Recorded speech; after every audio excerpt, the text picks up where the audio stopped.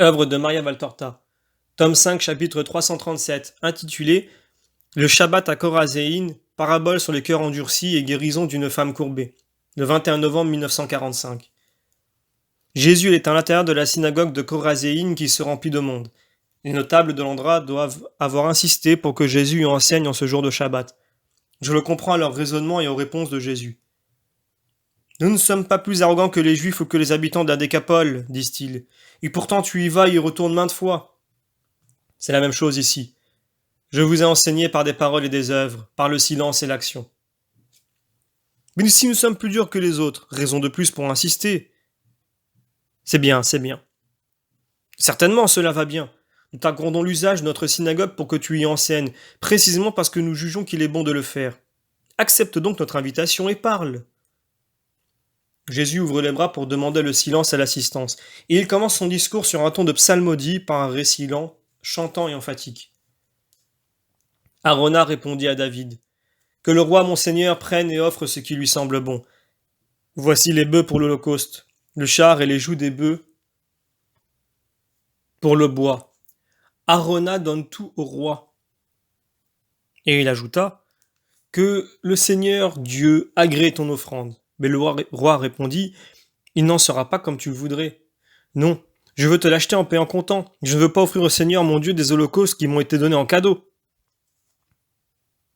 Jésus baisse les yeux, car il parlait le visage presque tourné vers le plafond, et il fixe intensément le chef de la synagogue et les 4 notables qui étaient avec lui. Il leur demande « Avez-vous compris ce que cela signifie ?» Cela se trouve dans le second livre des rois, quand le saint roi acheta l'aire d'Orona. Mais nous ne comprenons pas pourquoi tu nous l'as dit. Ici, il n'est pas question de paix s'il n'y a pas de sacrifice à offrir. Toi, tu n'es pas roi. Nous voulons dire, tu ne l'es pas encore. En vérité, votre intelligence est lente à comprendre les symboles et votre foi est incertaine. Si elle était assurée, vous verriez que je suis déjà roi, comme je l'ai dit.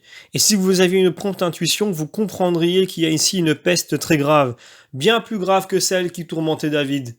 Vous avez celle de l'incrédulité qui vous fait périr. Eh bien, si nous sommes lents et incrédules, donne-nous l'intelligence et la foi et explique-nous ce que tu as voulu dire. Voici. Je n'offre pas à Dieu les holocaustes que l'on impose, ceux qu'on offre pour un intérêt mesquin. Je n'accepte pas de parler uniquement si on accorde cette faveur à celui qui est venu pour parler. C'est mon droit et j'en use. Sous le soleil ou entre 4 murs, sur la cime des montagnes ou au fond des vallées, sur la mer ou assis sur les bords du Jourdain, partout j'ai le droit et le devoir d'enseigner et d'acquérir les seuls holocaustes qui sont agréables à Dieu. Des cœurs convertis et rendus fidèles par ma parole. Vous autres habitants de Korazéine, vous avez accordé au verbe de parler, non par respect ou par foi, mais parce que vous avez dans le cœur une voix qui vous torture comme le ver qui ronge le bois. Cette punition de la gelée est due à la dureté de notre cœur. Et vous voulez réparer, pour votre bourse, pas pour votre âme. Ah, Korazéine, païenne et entêtée. Mais ce n'est pas Korazéine tout entière qui est ainsi. C'est pour ceux qui ne sont pas comme cela que je vais parler, par une parabole. Écoutez. Un riche qui était sot apporta à un artisan un gros bloc d'une matière blonde comme le miel le plus fin, et il ordonna de le travailler pour en faire une fiole décorée. Cette matière ne se prête pas au travail, dit l'artisan au riche. Tu vois, elle est molle, élastique. Comment puis-je la sculpter et la modeler? Comment? Elle n'est pas bonne. C'est une résine de grand prix avec laquelle un de mes amis a fait réaliser une petite amphore dans laquelle son vin acquiert une délicieuse saveur. Je l'ai payé au poids de l'or pour avoir une amphore plus grande et humilier ainsi mon ami qui vante la sienne. Fabrique-la-moi et tout de suite. Ou bien je dirais que tu es un artisan incapable. Mais celle de ton ami ne serait-elle pas en albâtre jaune? Non, elle est en cette matière. Ne serait-elle pas en ambre fin? Non, elle est en cette matière. Elle est peut-être, admettons-le, de la même matière, mais rendue compacte, durcie par l'effet des siècles ou le mélange avec d'autres substances qui l'ont solidifiée. Demande-le lui, reviens me dire comment la sienne a été faite. Non, il me l'a vendu lui-même en me certifiant que c'est ainsi qu'il faut l'employer. Dans ce cas, il t'a escroqué pour te punir de l'envie que tu avais de sa belle amphore. Veille à tes paroles, travaille ou c'est moi qui te punirai en t'enlevant l'atelier qui n'a pas une valeur comparable à celle de cette résine extraordinaire. Désolé, l'artisan se mit au travail. Il en faisait de la pâte, mais la pâte lui collait aux mains. Il essayait d'en solidifier un morceau avec des mastiques et des poudres, mais la résine perdait sa transparence dorée. Il la portait près du creuset dans l'espoir que la chaleur la durcirait, mais en s'arrachant les cheveux, il devait l'en retirer parce qu'elle se liquéfiait. Il envoya prendre de la neige gelée sur la cime de l'Hermont et l'y plongea. Elle se durcissait, elle était belle, mais elle ne se modelait plus. Je vais la modeler au ciseau, se dit-il. Mais au premier coup de ciseau, la résine vola en éclats. L'artisan, tout à fait désespéré, déjà convaincu que rien ne pouvait permettre de travailler cette matière, tenta un dernier essai. Il ramassa les morceaux, les rendit de nouveau liquides à la chaleur du fourneau, les congela de nouveau avec la neige, mais légèrement et dans la masse à peine ramollie, il essaya de la travailler au ciseau et à la spatule. Elle se modelait, certes, mais à peine le ciseau et la spatule enlevés, elle reprenait sa forme première, telle la pâte du pain gonflé dans le pétrin. L'homme s'avoua vaincu, et pour fuir les représailles du riche et échapper à la ruine, il mit de nuit sa femme, ses enfants, son mobilier et ses outils de travail sur un char, et abandonna au milieu de son atelier qu'il laissa vide, la masse blonde de la résine avec au-dessus un écriteau portant l'inscription « Impossible à travailler ». Et ils sont fuis hors des frontières. J'ai été envoyé pour travailler les cœurs, pour y faire entrer la vérité et le salut. Il m'est venu dans les mains des cœurs de fer, de plomb, d'étain, d'albâtre, de marbre, d'argent, d'or, de jaspe, de gemme, des cœurs durs, des cœurs sauvages, des cœurs trop tendres, des cœurs versatiles, des cœurs endurcis par la souffrance, des cœurs précieux, toutes sortes de cœurs. Je les ai tous travaillés, et j'en ai modelé beaucoup selon le désir de celui qui m'a envoyé. Certains m'ont blessé pendant que je les travaillais, d'autres ont préféré se briser plutôt que de se laisser travailler à fond.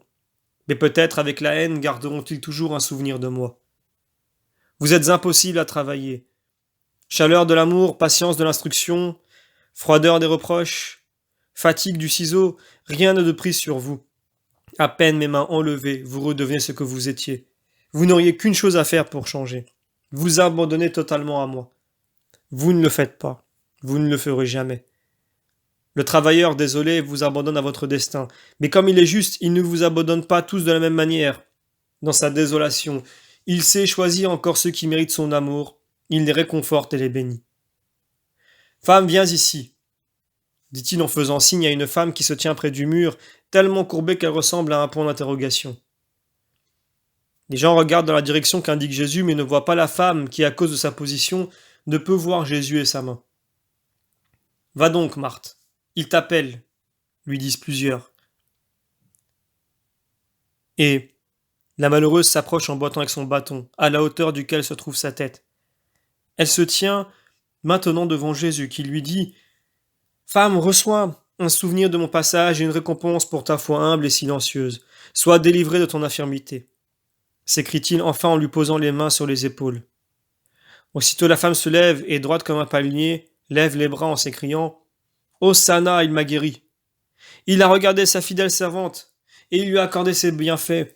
Louange soit au Sauveur et Roi d'Israël. Hosanna au fils de David. » Les gens joignent leur louange au Hosanna de la femme qui est maintenant agenouillée aux pieds de Jésus et qui baise le bord de son vêtement pendant que Jésus lui dit « Va en paix et persévère dans la foi. » Le chef de la synagogue, que doivent encore brûler les paroles dites par Jésus avant la parabole, veut jeter son venin à cause de ce reproche, et pendant que la foule s'ouvre pour laisser passer la miraculée, il s'écrie avec indignation. Il y a 6 jours pour travailler, 6 jours pour demander et pour donner. Venez donc ces jours-là, tant pour demander que pour donner.